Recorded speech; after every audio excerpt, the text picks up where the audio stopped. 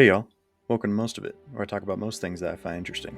Today, we'll be covering the primarch Corvus Corax, so without further ado, let's get into this. Young Primarch's life began on the surface of the moon Lycaeus, which orbited the planet Kievar. Both the moon and the planet were mining worlds, with many slave workers upon them. The child was discovered by a slave girl named Nasturi Ephrynia, who named him Corax, which in their language meant the Deliverer. The girl hid Corax from their cruel slave masters and slowly taught him what he needed to know about Lycaeus. Corax did as primarchs do, growing and learning quickly, and soon he began organizing assault squads for when the day finally came to overthrow their oppressors.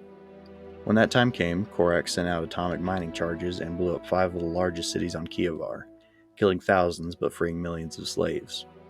Able to fight back and destroy their masters, the slaves celebrated, renaming Lycaeus to Deliverance. It is believed that the Emperor arrived upon Deliverance that same day and granted him his legion, the Raven Guard, but not before Corax made his father agree to help with the resettling of Kievar.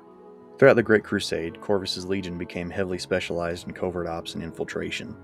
Corax, whose legion was frequently used by Horus, eventually became frustrated with his brother, with the two almost coming to blows, causing Corax to step out from under Horus's command. Corax also became angry with his Terran-born sons, as most of them employed terror tactics similar to the Night Lords. Slowly, he began to purge them from his ranks by sending them on what essentially amounted to suicide missions, as he saw them as tyrants rather than a force for liberation. Corax was frequently compared to Conrad Kurz, as not only did they look similar, but many of their war tactics were similar as well. However, unlike Kurz, Corvus was able to hold on to his humanity, which caused Kurz to hate his brother. When the War Master revealed his treachery upon the fields of Isfahan V, Corax was present and brutally assaulted and almost killed Lorgar until he was stopped by Kurz. After battling for almost 100 days, Corvus and a few of his sons were able to escape Isfahan, with the Primarch making his way to Terra to speak with his father. Upon arrival, Corax was unable to see him, as he was working on his webway project. He was frustrated, as most of his sons had been killed and he needed more troops. The Emperor sensed his sons' needs, and with the righteous intent behind them, and planned the location of a laboratory within Corax's head, which would give him all he needed. Corax went there and was able to retrieve a genome common to all Primarchs and return to Deliverance. Once there, he tasked his apothecary with the creation of new Raven Guard Marines, which he was successful in, making 500 new soldiers, which were called the Raptor Marines. Setting out on several hit-and-run campaigns, Corvus was able to destroy many traitor supply lines, assisting the Loyalist war effort. Soon, Corax received word that the Space Wolves were on the brink of destruction and set out to help them. He assisted the Wolves in many battles against Horus's forces, and even once almost died fighting alongside Bjorn the Fell-Handed. Corax assisted a badly injured Leman Russ and brought him to Deliverance to heal. There, the two were met by Lionel Johnson, with Russ going with his brother to destroy the traitors, and Corax reluctantly committing a few Raven Guard squads to the effort.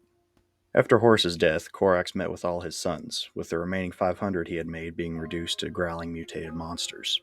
It was discovered that the genome Corax had used was tainted by the Alpha Legion, with a virus made of demonic blood.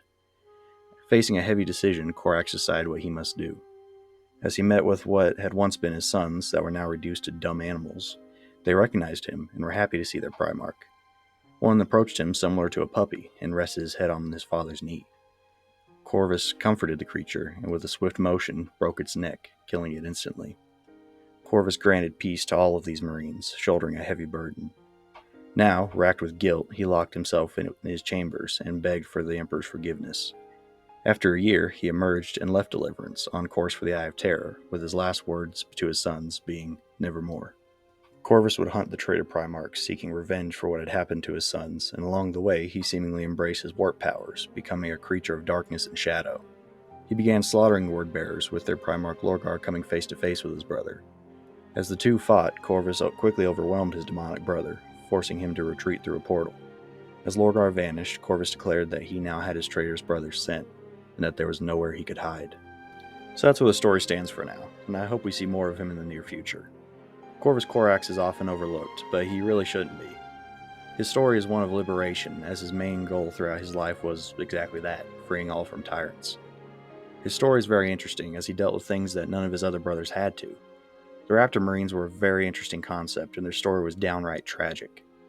I really like Corax. I honestly just wish there was more of him. As you can probably tell by the length of this video, there's not a lot of lore about this guy. If you want to learn more about Corvus Corax and his legion, I'd recommend reading the books Corax, Lord of Shadows, Deliverance Lost, and Raven's Flight. Well, that's all I got for today, y'all. Thanks for watching. Like and subscribe if you enjoyed the video, and comment down below what topics or characters you'd like to see me cover next. With all that said, see y'all later.